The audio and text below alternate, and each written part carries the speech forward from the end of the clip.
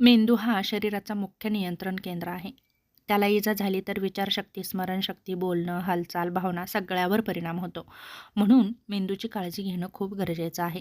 जसं की रस्त्यावर दुचाकी चालवताना हेल्मेटचा नक्की वापर करा. कारमध्ये सीट बेल्ट नक्की बांधा, जेणेकरून अपघात होणार नाही. मोबाईल वापरत वाहन चालवू नका. मद्यपान करून वाहन चालवू नका. घरामध्ये ओल्या फरशा, घसरडी जागा नक्की टाळा. जिन्यावर रेलिंग असणं आवश्यक आहे. वृद्ध व्यक्तींनी बाथरूममध्ये नॉनस्टिक मॅट वापरावी. डोक्यावर थेट आघात होऊ नये यासाठी जड वस्तू उचलताना किंवा डोक्याच्या वर ठेवताना काळजी घ्या. लहान मुलांच्या डोक्याची विशेष काळजी घ्या. खेळताना जसं की क्रिकेट, कबड्डी, सायकलिंग खेळताना सुरक्षित साधने वापरा. रक्तदाब आणि साखर नियंत्रणात ठेवा. जास्त बीपी मेंदूत रक्तस्रावाचा धोका वाढतो. जास्त साखर मेंदूतील नसा कमजोर होतात. नियमित बीपी आणि साखर तपासणी करा. मीठ, साखर, जंक फूड कमी करा. योग्य आहार घ्या. मेंदूसाठी कवच आहे. मेंदू मजबूत करणारे पदार्थ जसं की अक्रोड, बदाम, काजू खा. ओमेगा 3 जसं की जवस, मासे, हिरव्या पालेभाज्या खा. हळद खा, दाह कमी करते. आवळा, डाळिंब नक्की खा. आणि फार तिखट, तेलकट पदार्थ नक्की टाळा. अल्कोहोलयुक्त पदार्थही टाळा. सतत फास्ट फूड खाऊ नका. झोपेची कमतरता नक्की टाळा. दररोज 7 ते 8 तासाची झोप आवश्यक घ्या. कमी झोपेमुळे स्मरणशक्ती कमी होते. निर्णय क्षमता कमजोर होते. मेंदूला थकवा येतो. ताणतणाव कमी ठेवा. सतत ताण घेत असाल तर मेंदूतील रसायनांचं असंतुलन होतं.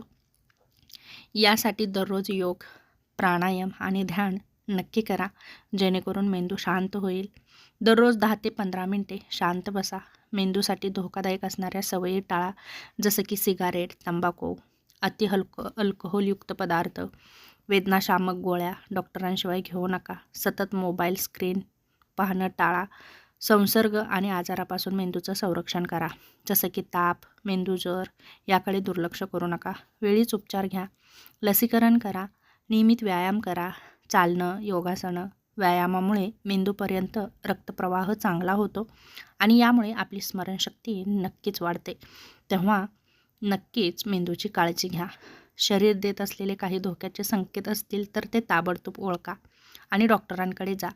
जसं की अचानक तीव्र डोकेदुखी, चक्कर येणं, उलटी होणं, बोलताना अडचण निर्माण होणं, एका बाजूचा हातपाय कमजोर होणं, डोळ्यांना नीट न दिसणं यासारखे प्रॉब्लेम असतील तर नक्कीच तुम्ही डॉक्टरांचा योग्य तो सल्ला घेऊ शकता.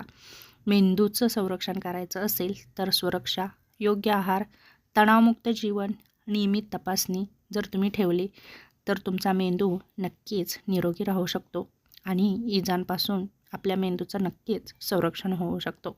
तेव्हा वरील दिलेल्या टिप्स नक्की फॉलो करून आपला मेंदू नक्कीच सुरक्षित ठेवा.